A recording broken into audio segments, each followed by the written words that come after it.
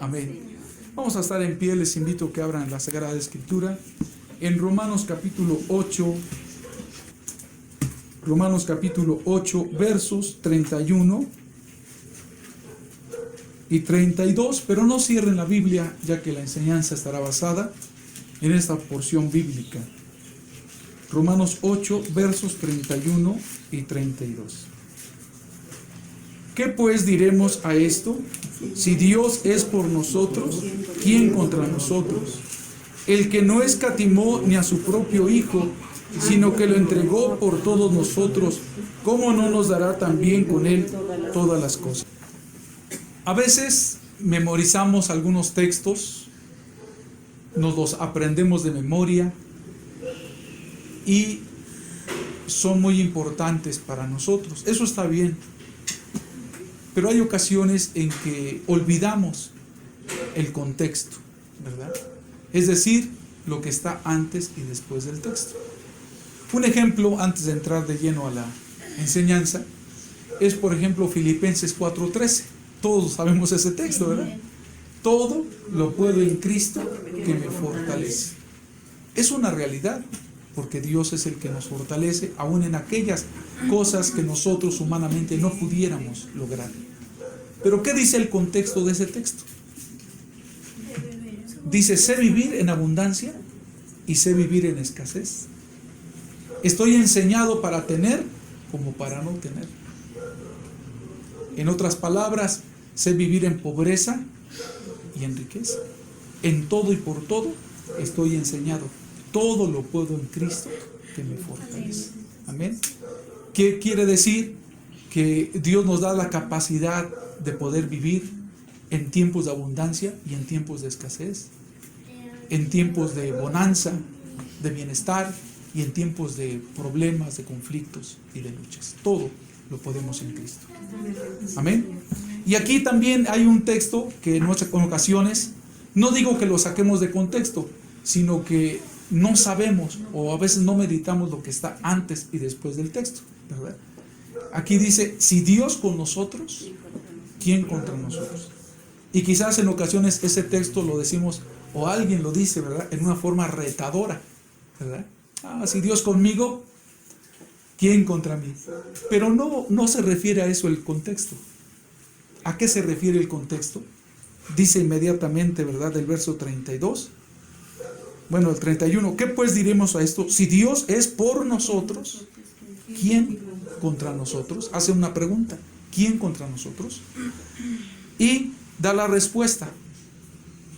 Dice, el que no escatimó ni a su propio Hijo, sino que lo entregó por todos nosotros, ¿cómo no nos dará también con Él todas las cosas?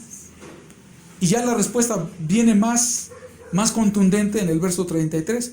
¿Quién acusará a los escogidos de Dios? Dios es el que justifica.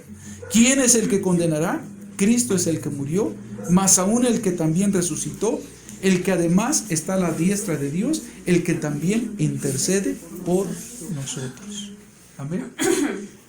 Si Dios por nosotros, ¿quién contra nosotros? Se está refiriendo, hermanos, en el aspecto de que si somos sinceros y reconocemos, somos faltos delante de Dios. Somos injustos, somos malos. En el tiempo pasado y en el tiempo presente, aunque ya no de la misma manera que en el pasado, pero seguimos siendo indignos.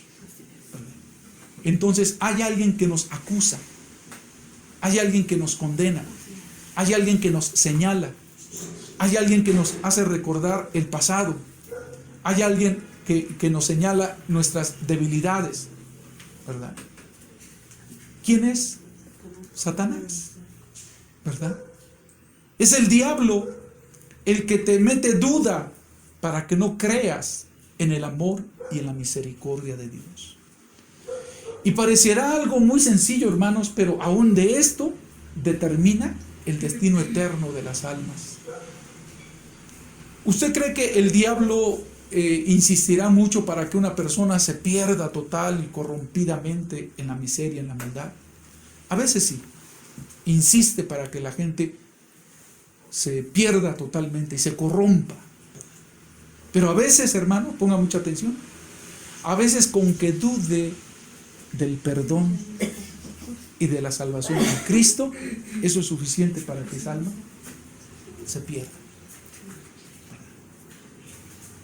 ¿Cuál es el oficio del diablo? Acusar. ¿Cuál es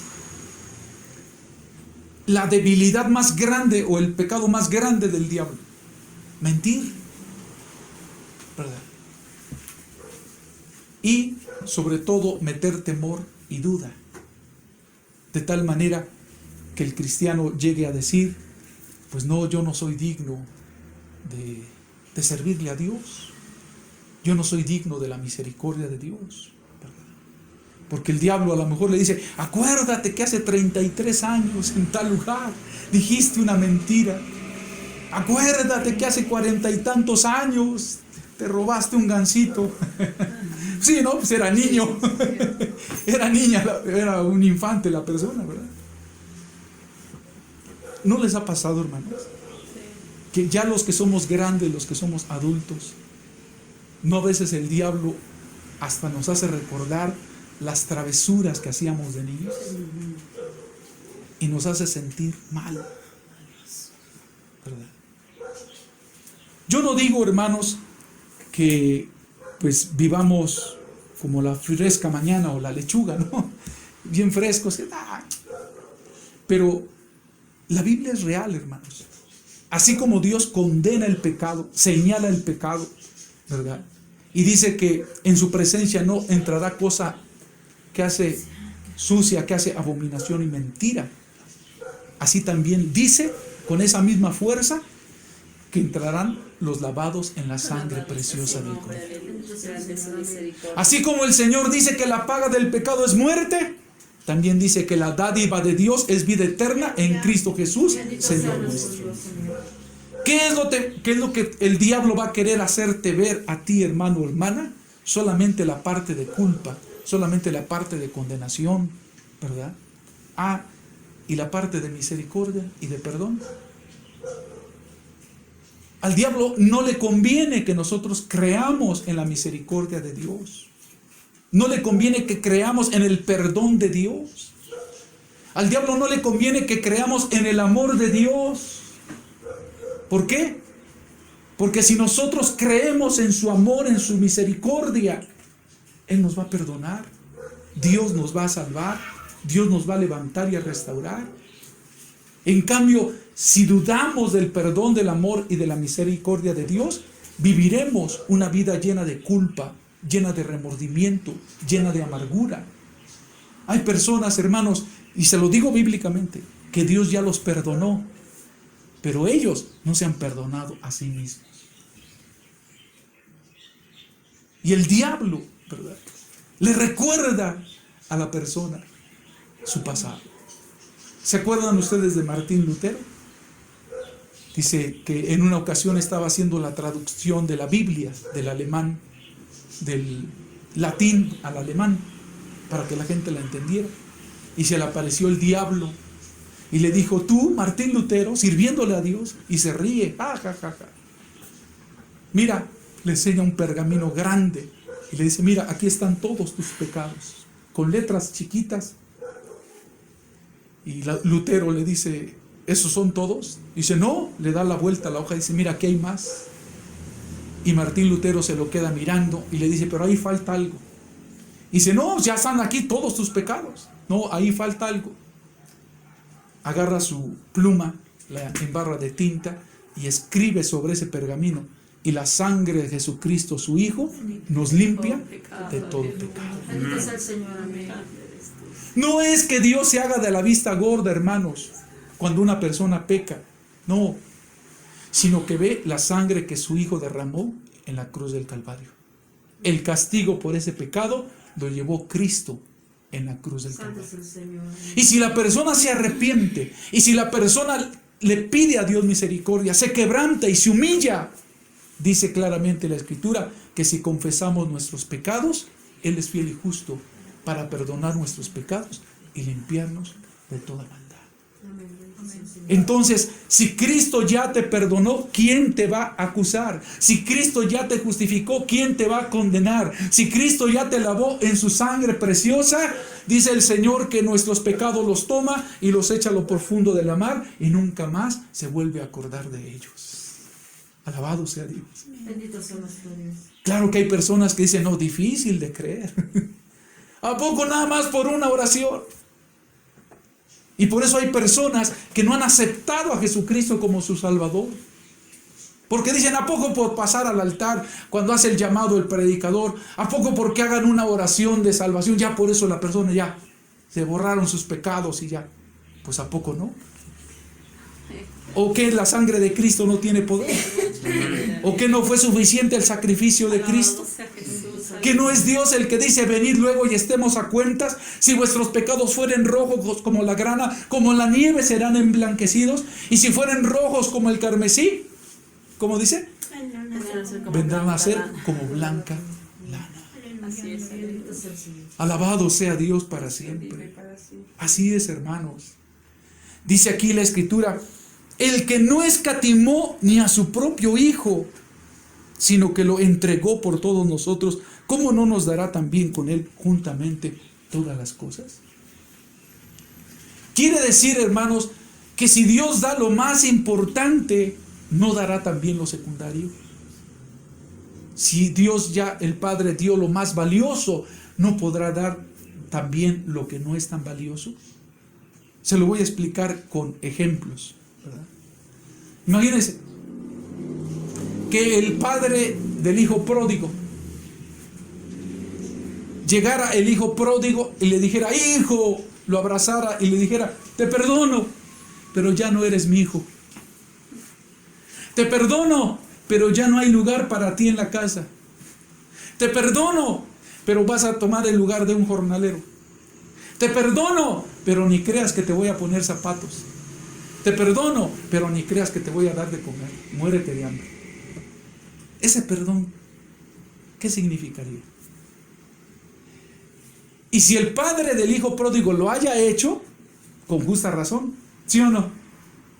¿Qué decimos nosotros? Se lo merece. Y hasta el mismo hijo pródigo hubiera dicho, me lo merezco, padre. Él estaba consciente de eso, hasta por eso le iba a decir, no merezco ser llamado tu hijo, recíbeme como alguno de tus jornaleros. Pero si el padre, este padre que estamos hablando, le otorgó el perdón al hijo, con ese perdón le otorgó la reconciliación, le otorgó la restauración, le otorgó otra vez la relación de padre e hijo, le otorgó zapatos, le otorgó vestido, le otorgó alimento, le otorgó su amor y su misericordia. Si el Padre Celestial entregó a su propio Hijo Jesucristo por nosotros, ¿cómo no nos dará también juntamente con Él todas las demás cosas? Imagínense que Dios dijera, bueno, voy a salvar a fulanita, pero no la voy a sanar. Bueno, Dios está en su libertad de hacerlo. Pero ¿qué dice Isaías? El Salmo 103, verso 3.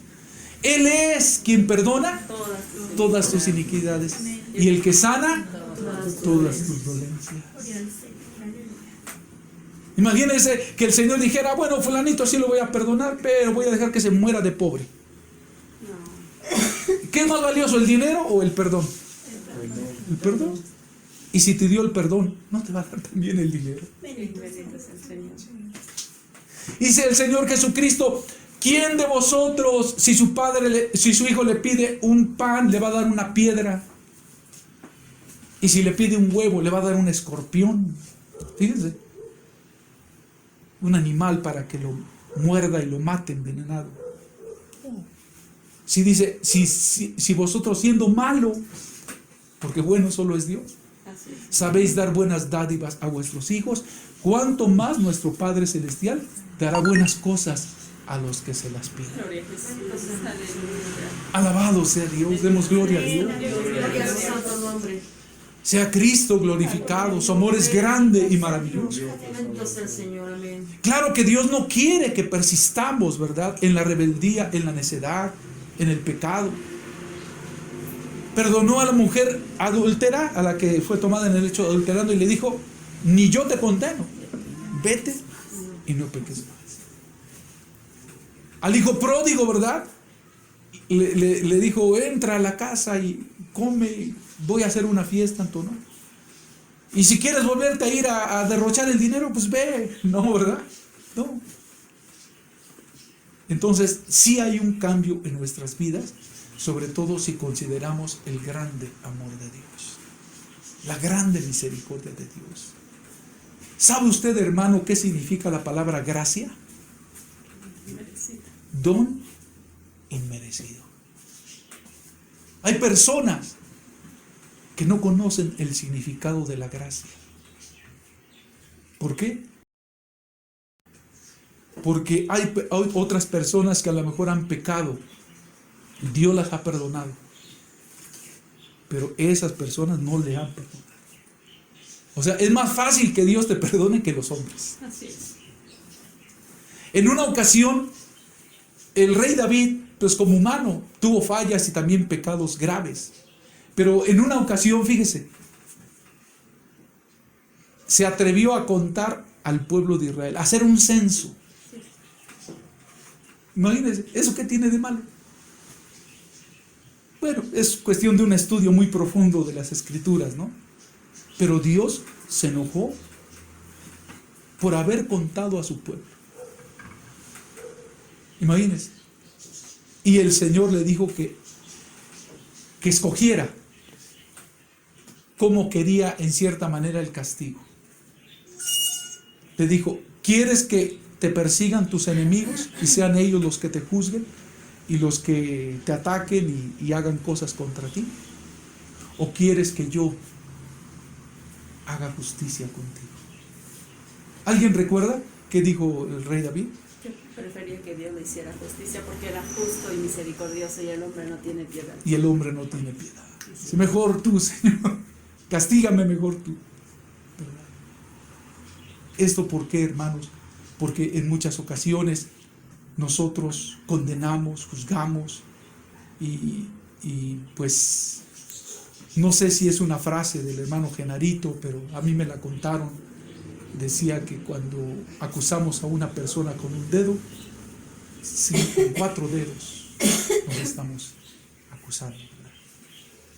Entonces, hermanos, aquí dice la Escritura que si el Padre no escatimonia a su propio Hijo, ¿cómo no nos dará también con Él juntamente todas las demás cosas? Y esto es para que tengamos más fe, hermanos. Amén. Amén. Gloria al nombre del Señor. Amén. Miren, si Él por amor a nuestra alma envió a Jesucristo en la cruz del Calvario, porque Él no quería que fuéramos a la condenación eterna. Ahora, si tenemos un problema, una lucha, una dificultad, una preocupación, ¿no podrá ayudarnos? Sí, amén. El problema más grande del ser humano era el pecado, la perdición.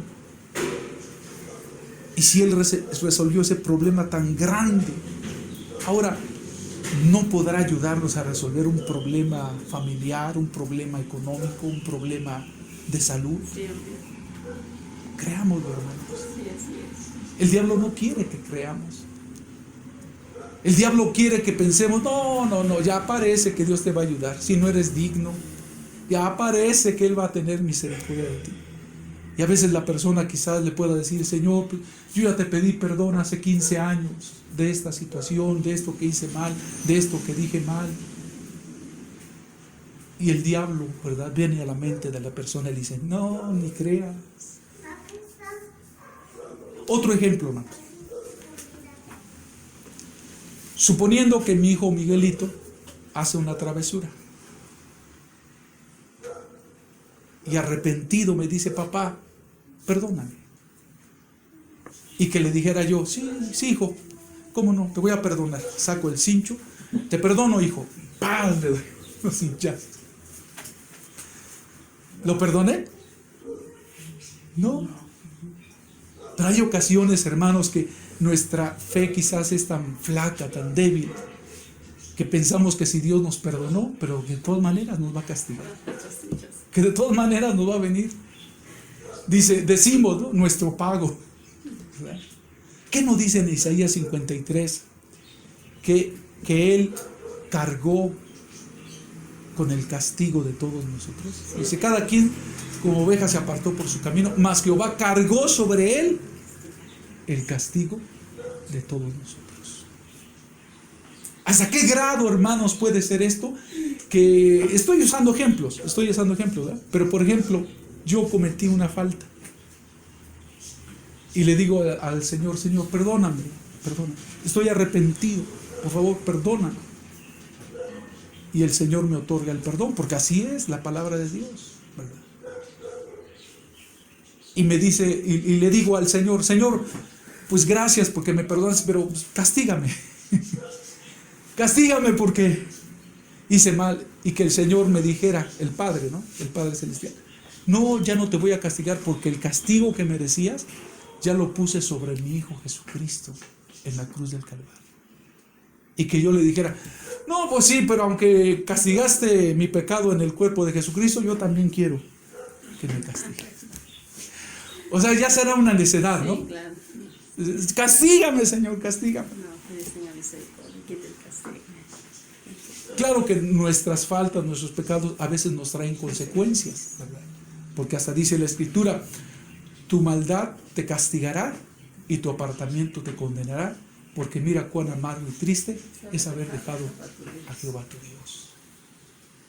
Pero no, hermanos, cuando Dios otorga el perdón, otorga la bendición, Amén. otorga la reconciliación, otorga la restauración. Déjenme decírselo como en la parábola del hijo pródigo, cuando Dios te perdona te pone zapatos, cuando Dios te perdona te quita los harapos y te pone el principal vestido, cuando Dios te perdona hay fiesta en el reino de los cielos, cuando Dios te perdona te da alimento, cuando Dios te perdona sana las heridas de tu alma y también las heridas de tu cuerpo, cuando Dios te perdona toma tus pecados y los arroja a lo más profundo de la mar y nunca más se vuelve a acordar de ellos. Es el diablo el que te quiere mentir, es el diablo el que te quiere embabucar y decirte, no creas que Dios te ha perdonado, no creas que Él ya no te va, Él ya olvidó todo. Es el diablo. Pero si Dios por nosotros, ¿quién contra nosotros? Dice aquí la Escritura en el verso 33, ¿quién acusará a los escogidos de Dios? Dios es el que justifica. ¿Quién es el que condenará? Si Cristo es el que murió, más aún el que también resucitó, el que además está a la diestra de Dios, el que también intercede por todos nosotros. Alabemos a Dios, hermanos. No solamente Cristo nos ha perdonado, sino que todavía está intercediendo por nosotros a la diestra del Padre Celestial. Bendito sea Dios. Gloria a su santo nombre. Así es que, hermano, hermanita, reconozcamos que grande es el amor y la misericordia de Dios. Amén. No dejes que el diablo te torture, que te meta duda respecto de la salvación, del perdón de Dios. No. A tal grado es el amor y la misericordia de Dios, que dice en 2 Corintios 5:17, de modo que si alguno está en Cristo, nueva criatura es, las cosas viejas pasaron, he aquí todas son hechas nuevas. Amén, bendito sea el Señor. ¿O qué no somos nosotros los que cantamos mis pecados son borrados ya? Mi Jesús los sepultó en la más profunda mar. Si lo cantas, también créelo. Amén, aleluya. Y si lo crees, por la fe, apodérate de estas promesas que son fieles y verdaderas de parte de nuestro Dios. Bendito sea Dios para siempre. ¿O no por eso cantamos mi alma volará? ¿Y a poco no también cantamos con letras de oro mi nombre escrito está? ¿Por qué? ¿Por qué cantamos todo eso, hermanos? Porque creemos. que Dios nos ha perdonado, que Dios nos ha salvado, que Dios ha anotado nuestro nombre en el libro de la vida. Así es que si el enemigo viene a acusar, si el enemigo viene a señalar, si el enemigo viene a condenar, recordemos que Cristo murió por nosotros en la cruz del Calvario y que por su sangre somos justificados. Vamos a recitar Romanos 5:1. Justificados pues por la fe, tenemos paz para con Dios por medio de nuestro Señor Jesucristo. Vamos a recitar Romanos 6:23. Porque la paga del pecado es muerte, mas la dádiva de Dios es vida eterna en Cristo Jesús, Señor nuestro. Vamos a recitar primera de Juan 1:7. Mas si andamos en luz como Él está en luz, tenemos comunión entre nosotros fuerte, y la sangre de Jesucristo, su Hijo, nos limpia de todo pecado. Demos gloria a Dios, hermanos. Bendito sea Dios para siempre.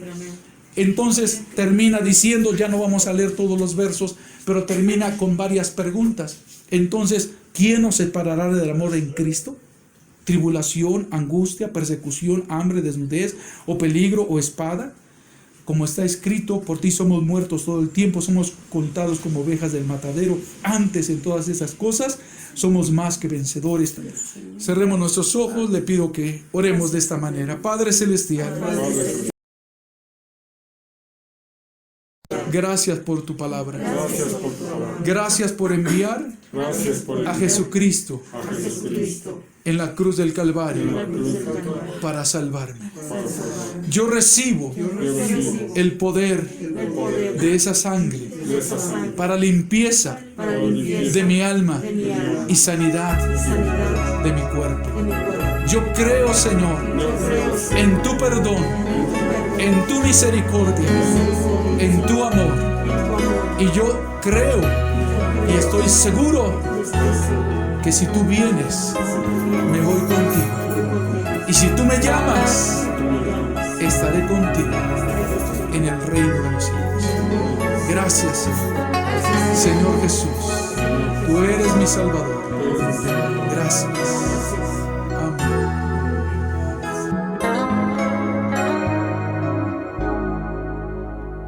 Siento dolor por haberte fallado, siento dolor por caer en pecado. Ayúdame a amar la verdad y a borrar el engaño.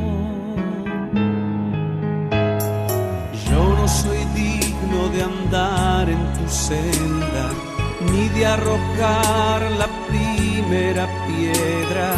Haz que sea fuerte tu luz y en mí no hayan tinieblas.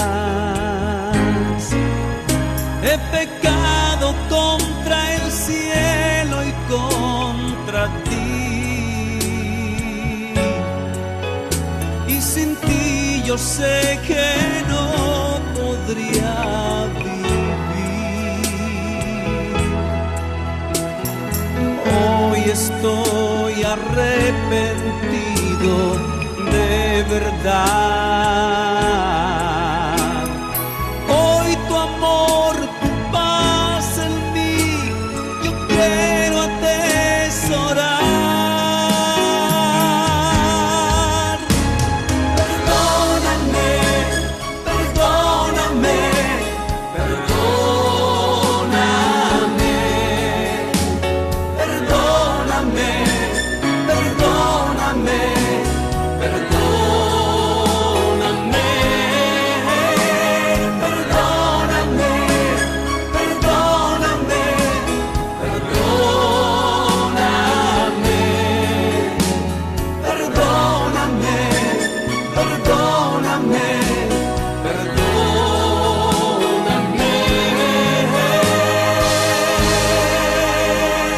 Siento dolor, estoy muy compungido. Es de verdad que estoy arrepentido. No puedo más ofenderte y sentirme vacío. Hoy doy un giro y cambio mi vida. Tomo la cruz y hago nuevos mis días. Quiero llevar tu presencia, tu amor, tu justicia.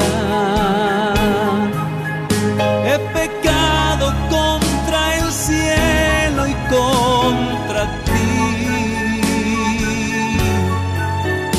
y sin ti yo sé que no podría vivir. Hoy estoy arrepentido de verdad.